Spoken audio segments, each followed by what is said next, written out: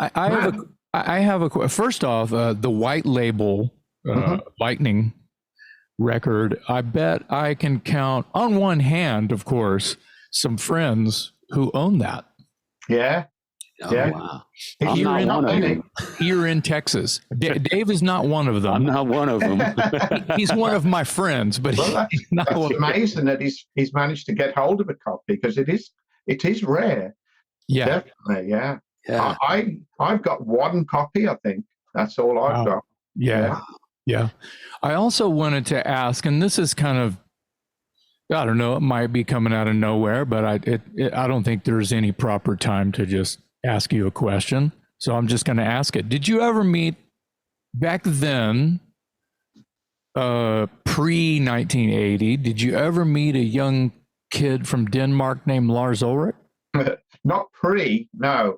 No, we met Lars in July 1981. A little bit later. Yes, a bit later. And he bought his copy, didn't he? We'd made Lightning to the Nations. We did the mail order in Sounds, and Lars would get his copy of Sounds over in LA and sent for a copy and got his, and then wrote back to the address where he got it from and said, I like this album, etc. Sure. Et wow, amazing. I just give Lars a lot of credit for, and I know that there are others. He's probably the most popular fan who was championing bands like you guys and many more. Merciful Fate. Absolutely. Yeah, they've always worn their influences on their sleeve, haven't they? They haven't shied away. So smart. From where it came from, or what inspired them to want to form a band. And the fact that they covered us and other bands is brilliant, because a lot of bands don't cover bands. Like AC/DC don't do covers, do they? Or Black Sabbath, but Metallica have done lots of covers over the years, and it's a brilliant payback for the people that inspired them. And people like me, it's helped enormously in many ways. And whereas they could have just sort of copied us a bit and thought that's a bit like, Dead well, Red. I think they did both. Amazing. Yeah. Yes, you're right. Exactly. They yes. I'll say Exactly. And you're right. It's the biggest compliment, especially after you have a built-in audience who's going to buy your records no matter what. That's right.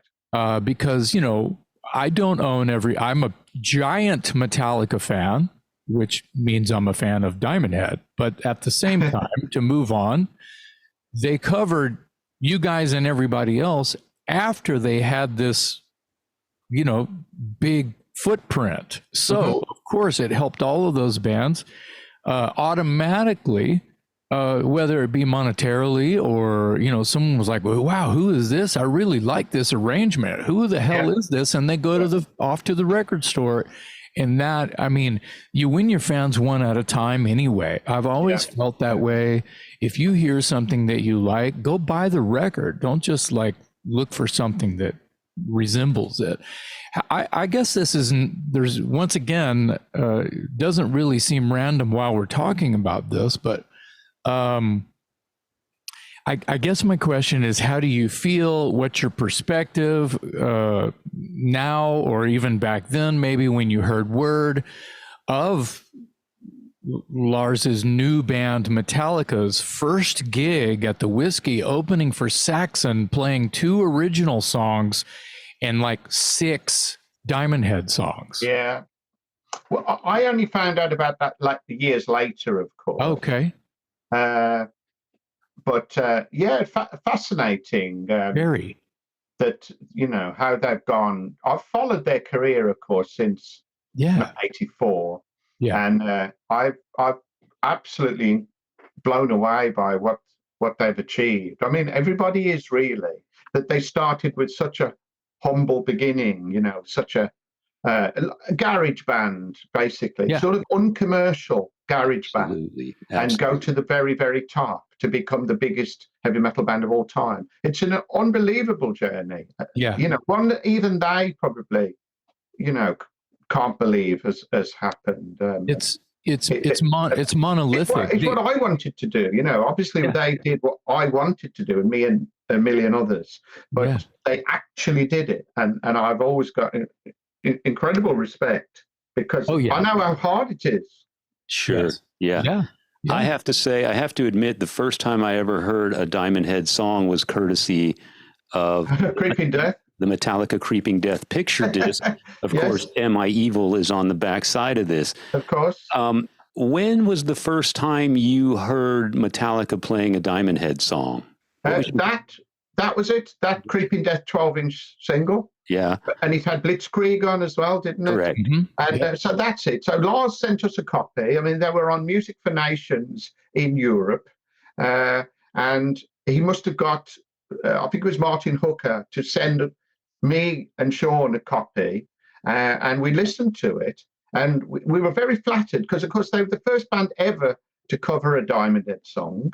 So that was exciting. Somebody bothered to cover one of our songs and work out the solo and all that business. But they'd not only done it as a cassette or a demo or done it live, they'd actually made a record and it was on their single, the B-side of their single. So yeah, that was the first time. I didn't see them until '86 when they were doing Master of Puppets and they came and they played Birmingham Odeon, and Lars called and said, "We're playing in Birmingham tonight," because of course Birmingham is the nearest city to me. It's about 10 miles away. Okay. So I just caught the boys up to Birmingham and witnessed them perform, Master of Puppets and Battery and that amazing album in '86, and it blew me away.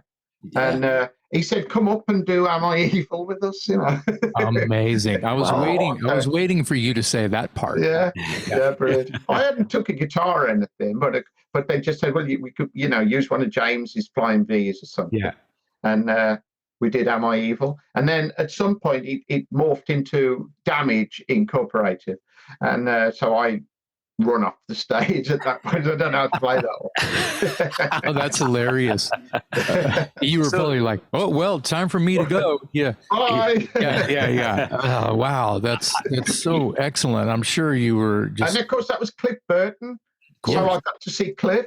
Yeah. And meet him backstage. And of course, they were all lovely guys. I only knew Lars, but he would introduce me. "This is James. This is Kirk. This is Cliff." And that was nice. And they were obviously very pleased to meet me because I'm an influence, Yes. And of course, Metallica aren't yet what they are. They're still on their way up. But I remember thinking how well they went down. I thought, wow, this is the first time they've been to Birmingham. And they went down a storm, the place wasn't full, but there've got to be 1,800 people in there. And the crowd went crazy. I was like, there's definitely something going on here. There's a vibe. The fans were so, crazy. Even then in '86. Yeah. So I couldn't work that out. How have they done this? How is this the first time they've ever played in Birmingham? When I'd had to do the clubs and the little, horrible pubs where you play to 20 people and build till we reached Birmingham Odeon. Yeah. And yet Metallica just seemed to hit Birmingham Odeon. That sold 1,800 tickets, and the place went nuts.